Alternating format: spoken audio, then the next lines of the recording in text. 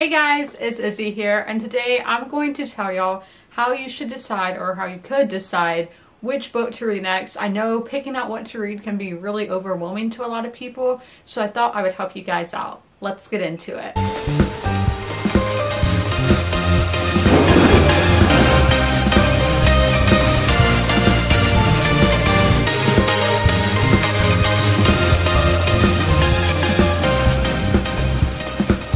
There's a lot of different ways you could go about this. I have done videos like this in the past, but I recently changed my method, so I thought I would share with y'all what I am doing now. So to begin with, what I used to do, I would have TBR jars. So I had these jars for every genre. So this is nonfiction with the title of every single nonfiction book I own in the jar. So I read a different genre every time, because if I read the same genre back to back to back, I would get worn out and put in a reading slump, and obviously we do not want that to happen.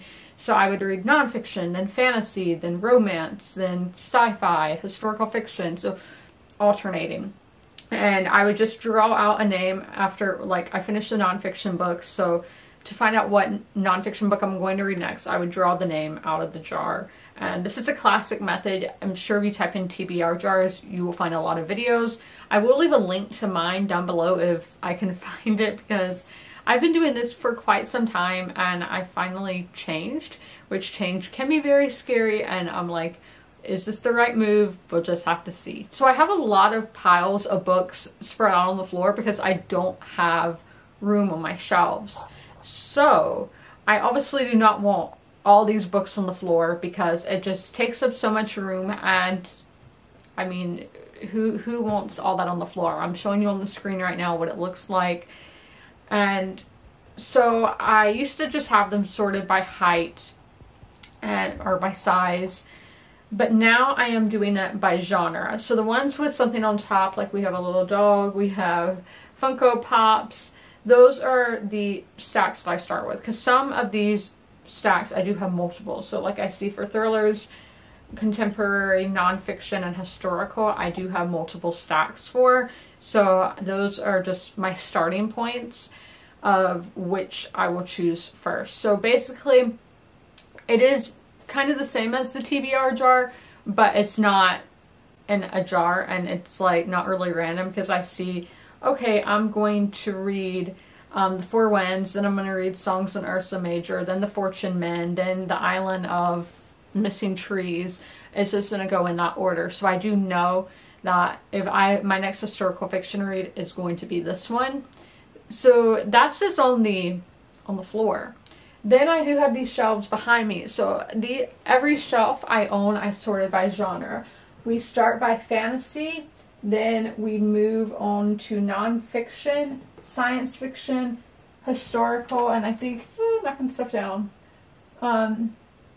Then a few like random contemporaries, thrillers, and romance, because those are not my genres that I have the majority in. So basically I am starting with the floor, then I'm going to my big wooden bookshelf right there, then my two little white ones, and then this one that's behind me. So these books behind me are going to be here for quite some time.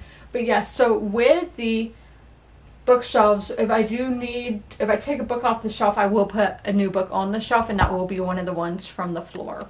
So basically I just have stacks, and I do a different genre every time, and I can still see how that could be overwhelming for some people, but I know what I'm going to pick up next, so it's not like there's endless possibilities of what it is going to be. So there doesn't really need to be any anxiety there, because I see these books in front of me and I'm like, okay, this is what I'm going to be reading in the next few months. So that is just kind of knowing, because I think a lot of stuff is fear of the unknown, and with the TBR jar you can still kind of have that fear of the unknown, because you do not know what you're going to select out of there. When actually seeing your books physically lined on the shelf by genres or in a stack on the floor, you can really see what you're going to be reading.